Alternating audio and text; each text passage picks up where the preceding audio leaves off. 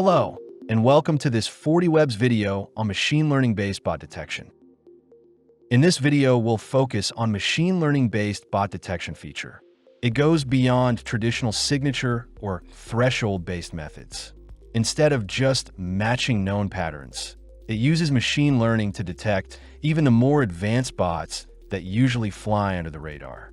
At the core of this feature is a machine learning algorithm called support vector machine, or SVM for short. It learns what normal user behavior looks like across your applications, then constantly compares that to incoming traffic. So, if something changes, like an application update, FortiWeb automatically updates its model to keep detection accurate.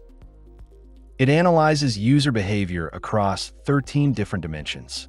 That includes things like the rate of HTTP requests, use of illegal HTTP versions, or missing headers.